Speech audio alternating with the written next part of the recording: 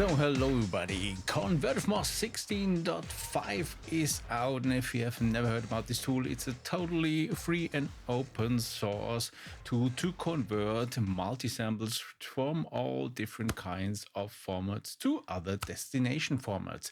And this new version adds two main features. First one is there is now support for the discoDSP Bliss sampler, as well as there is now an option to process samples as well during the conversion process to a different destination format. But let's look into the details. First, you might notice here I added the Bliss preset and bank format as a source as well as a destination format, which means you can read the ZBP and ZBB extensions filed from this sampler format. And if you have never heard about this sampler, it's a neat little sampler which doesn't break your bank. And the nice thing about it, it's not only available for Windows as well as Mac OS, but also for Linux, and supports quite some different plugin formats. Sadly, not clap yet.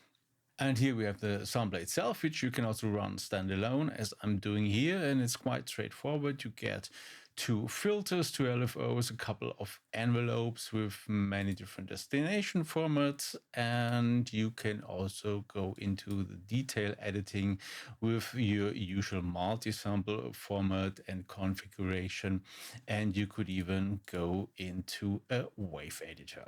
And it supports the option not to only load single presets, but you can also manage banks, and a bank can have up to 128 presets, and that's also supported here in ConvertWithMoss. But how do we get rid of this dialog?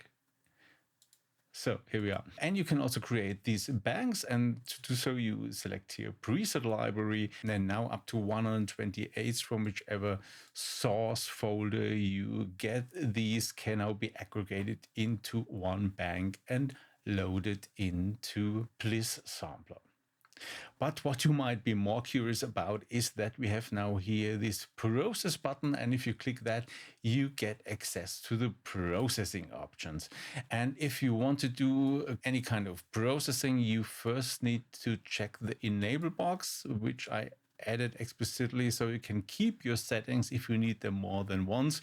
But if you don't want to apply them, you can simply turn it off and nothing will be applied from whatever you have selected below. So if you actually want to make something happen, you need to enable that checkbox first. So, and there are two main areas. First one is you can normalize. For normalization, first all samples of a multi-sample are checked for their maximum gain value, and then all of them will be applied to this value. So you get the maximum volume from all these samples. All the other options are targeted to minimize the size of your samples. For example, if you have a gigabyte sample set and want to bring it to a sampler which cannot deal with such large samples, or you simply want to be able to load them much faster, you get now several options to do so. So a very harsh method is to throw away stereo samples and make everything mono, which basically will reduce the size by 50%. Might be a bit too harsh, but nevertheless, especially in live context, stereo might not be so necessary to use. The other thing, which doesn't cost normally anything, because there are some sample sets where the playback starts after the actual beginning of the sample, and the same for the end. If you have a loop and some area of the end part is not used at all, you can simply trim them away. So applying this option doesn't do any damage to your samples, but mostly the samples are trimmed already, so this might have no effect at all depending on your input material. Another harsh thing to do is just to reduce the number of samples, and you can, for example, say I only want to have 10 samples at all from these multi-samples, or any number you can think of as well.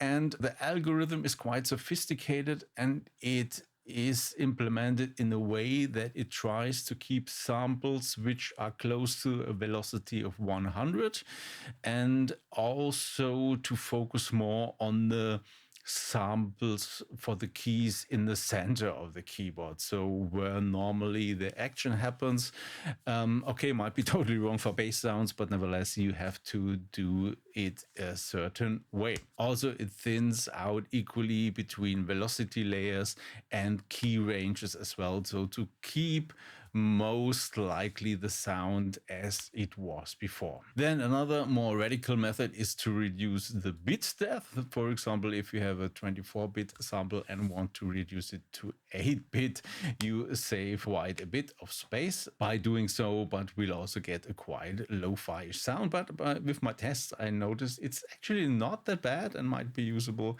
for some applications as well, and 16-bit is still quite fine. And what you select here is the maximum bitrate. If there are already lower ones, it doesn't have any effect on the sample, so there will no upsampling happen. And same for the sample frequency. So the sampling rate, you can also reduce it to a maximum value. For example, you can quite safely go to 44.1. For example, you have 48 or 96K samples, or even go much lower, which are actually not that noticeable to hear. Again, for a live context, normally these settings are also fine to apply. What you should note is that some of the destination formats, for example, sound font, can handle only specific bit depths or specific sample rates. So for example, if I would say now I want to go with 8-bit and 24K to sound font format, and then I would get an error. But let's first select something usable here from this test folder. And if I would say I want to convert this, you get the error that the 8-bit we have selected are not supported by the destination format. We can only go with 16 and 24. So let's choose another one. Let's simply say we want to convert this contact piano sound into SFZ, and we want to make this 8-bit with, let's even go lower, 12K. And we only want to have, let's even make it worse, 4 samples in mono, and let's normalize it, do everything at once, and why not also trim it? So do the full stuff here. So let's do that. And we convert it here to piano sounds, and you will also get informed what it's actually doing. It's reducing the 4 sample, it's making it mono, it's trimming it, so all the stuff is also logged if that works or not. And then it stores the final result. And let's have a look in the output folder. And here we have the final 2 resulting samples, and you see it got reduced to 4 samples and 4 samples here as well. It's using the samples towards the sender, so we have 36, 64, 80, and 96 as a sample. So it's C1, E3, G#4, and C6. And let's have a look at the sample. It got converted to 8-bit, as you see, and 12K as well. So this worked fine. So, and don't forget, you can also run all these conversions now, also with processing from the command line. If you open up the program folder of ConvertWithMoss, you will find also the CLI, so the command line interface for ConvertWithMoss. And I showed it also in the main video about the command line interface. And if you run the tool by adding -help, you will get the info how it works, and you will also get now the info about the new parameters, which all start with set or C if you're American. And the important one is to enable it. So the set E enables it. That was the enable checkbox, if you remember, in the dialog. And then you basically have the same settings. So you can give here the bit depth, you can give here the frequency you want to limit, and you can say you want to make it mono, and the normalization and the trim options, as well as a maximum number of samples. So I think pretty self-explanatory. If you have questions, ask me down in the comments. And so much for version 16.5, and until next time, make some funky music.